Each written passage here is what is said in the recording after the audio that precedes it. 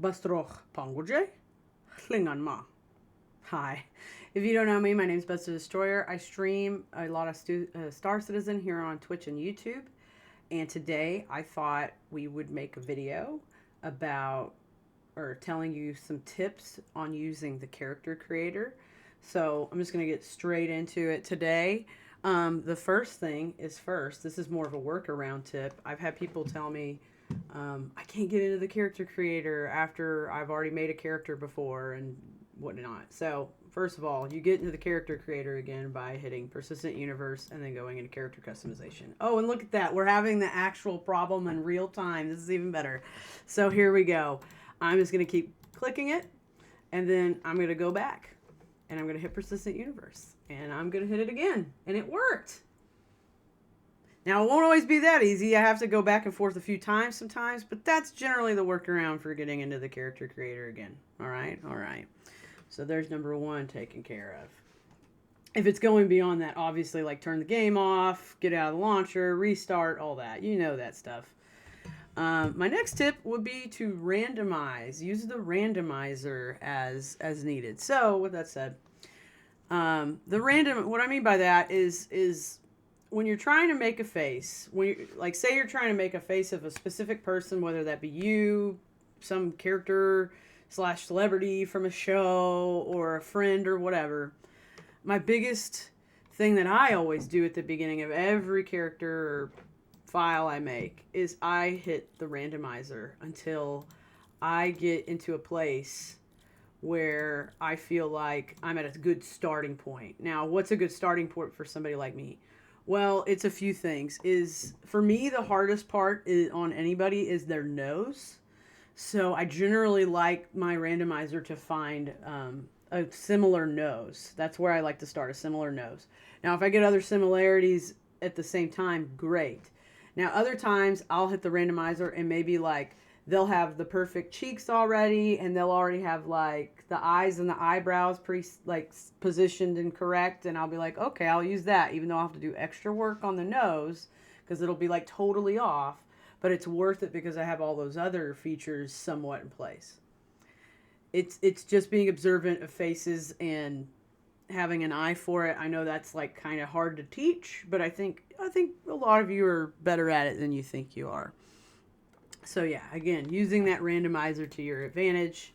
I'm going to stop there because I kind of like this one. We'll say like maybe he has like a really great, like I like everything here, but everything up here I've got to change. So that's where I go with the randomizer. Just again, use the randomizer to your advantage. It can really get you in a good starting spot. Sometimes you got to hit it a lot. Sometimes you only have to hit it a few times. The next thing we're going to talk about is sculpting versus blending and when to kind of switch between. So, again, back to this.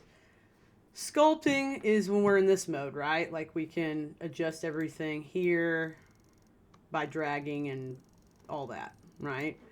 Blending is where we might come in and go, okay, well, I kind of want to be a little bit more specific and more in control, so I'm going to give him a little bit of that forehead. But maybe I'm also going to throw in a little bit of that one because I like the way the brows are coming up. You know? For me personally, it's just depending on the moment. Like there's times where I'm getting frustrated with the assets like that I'm looking at in the blender that I just go to sculpt and I'll just mess around until I get in the ballpark, right? Now sometimes like again, so sometimes I'm working in the sculptor and then other times I have to go into the blender to kind of like do some fine tuning, or sometimes I'm doing too much fine tuning in the blender that I need to go and be a bit more broad in the sculptor. Now, they're both finite. They both have the same exact values. It's just how you prefer to do the things. So, again, like if you're feeling like things are difficult in the blender, go to the sculptor. If you're having difficulty in the sculptor, go to the blender. Go back and forth between the two. I can't stress how helpful that can be for somebody like me, especially. So I hope that helps you. Now, sorry, I'm checking my notes. So the next thing I want to talk about is, and this is a big one for me. This is really one I think that is going to be a sleeper hit with y'all if you know how to if you listen and you know how to do it right. And there's no way of knowing how to do it right, but it's really more about like utilizing it in a way that makes sense, which is makeup as a corrective tool. Okay, so let's talk about this with this guy right here.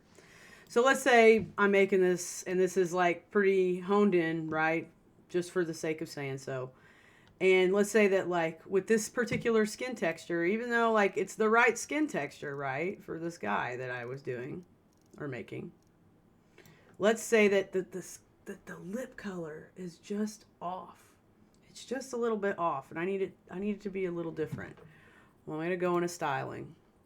I'm gonna go to lip. Now I'll always advise like use this first lip when you're just doing corrective. The first two are fine, but the first one's the most like easy to get around. Let's say that he has kind of more of like a pink in his lip. Kind of understanding where my values are. Putting a little highlight on it, a little natural highlight. Now it looks silly now. It looks very, very obvious, but I swear we're going to hone it in. So let's say that's kind of in the ballpark of the color. So another thing to keep in mind with this, you have to be able to, and this is probably difficult, you kind of have to sometimes think in the lighter color than what you're seeing. Does that make sense? I'll show you. So again, it looks very silly and obvious. So first I'm going to take out metallic because nobody by nature is going to have a metallic finish in their natural lip color. And then I'm going to take smoothness down, and I'm going to zoom in a little bit and kind of see how shiny this dude's skin is. And I always want to shoot for under. So this would be kind of more equal with what his skin is looking like, but I'm going to go just a hair under. Now I'm going to pull this back a lot. See that color? We just influenced the natural color under the lip. So if I take it off, which I'm about to do, and once I take it off, it'll reset these values. Look at the difference. Oh, it didn't reset the values. That's good. That's nice. So I just want you to see the difference. Does it look like he's wearing lipstick? No. It's just corrective. That's why we have the value, the opacity so low. Which, by the way, quick tip, if you really want a better word for this CIG, for smoothness, it is matte versus gloss. I will stand on that hill till I die. Matte, gloss. It's a spectrum of matte and gloss. It is not smoothness. Because what's smooth? This is gloss. That is smooth. That is matte. So, in case you needed to know what the smoothness meant. I'm sorry. I will not be rude about that anymore. So the next corrective makeup tip I'll give you on top of the lip, say that like this is the right cheek shape, but like I need it to look a little bit sharper, but I can't do that with like if I want to pull out the cheek more, just for the sake of this example, let's say it'll kind of round it out more in a way that I don't like. So what I'm going to do, and this is a really great secret tool for all you pirate players, because pirates should have contour and they should have an eyeliner. So I'm going to go find, again, I'm going to go to advanced here, and I'm going to really pull it up because I want to see the true color of what I'm putting there. I kind of want to stay in this kind of neutral bricky neighborhood.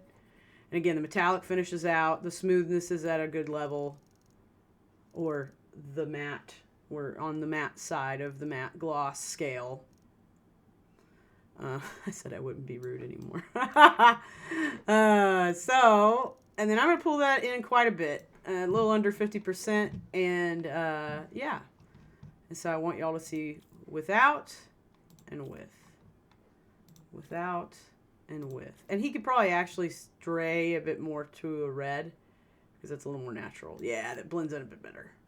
And it doesn't look like he's wearing makeup. It doesn't look like he's wearing makeup. The point is it's corrective. Just like makeup is in real life. I mean, some makeup is. Not all makeup is corrective. So, again, I just want to add to all of this part is I know that there are a lot of men in this community that would probably, like, turn their nose up at the idea of using makeup on their character. Because they're like, well, I don't wear makeup. Why should I do? And that's fine. That's fine. You can, it's cool to be that way, and that's your right. But if you want to use the character creator to a better degree, you have to understand that makeup can be a corrective tool. All right. And then the last tip that I'm going to give you is a very simple one. And this can apply to a lot of things in life. And especially Star Citizen overall as an experience and as a game. But in the context of the character creator, I will say this.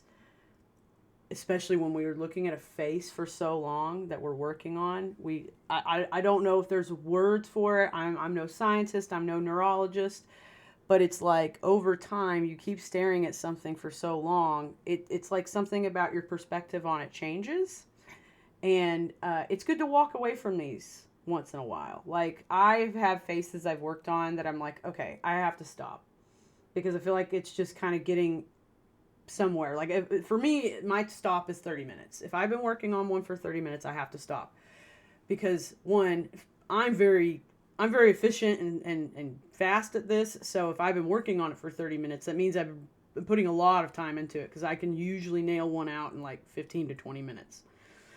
This happens the most when I'm working on like known faces, like celebrities, characters, yada yada. Especially celebrities and things like that, because I feel like there's so much imagery available of them too. Like I'm seeing them in different like lighting situations. I'm seeing them in different makeup situations, sometimes with or without it, you know. So again, walk away from something once in a while. Walk away from it and come back to it because it will help you kind of freshen up your perspective, literally, like just freshen your eyes a little bit, because you'll come back and you'll go, oh, you know what, that nose is better than I thought it was, or oh, those eyebrows actually need to come down a little bit, you know, that kind of thing. So, and it's also worth noting, a good reason to walk away from these sometimes is like when a patch is incoming that adds more to the character creator, because maybe down the line, like that, like for example, the other day I had made a Billy Idol months ago, right? That I'd started, but I never really finished. And then somebody actually requested one from me. So I just took that old file as like my starting point. And I really made it a lot better, I think, because I had more assets to work with in the character creator. So it's always worth remembering, walk away sometimes. And also that can benefit you in that there will be more later on if you leave one for a long time to come back to. So there you go. I hope this was helpful. I don't like editing videos, so I try to do it all in one shot. So if this is the cut that made it, just know that I did this like 30 times. All right? All right. I appreciate you. If you know an editor, send them my way. And have a great day. And keep making faces around the verse.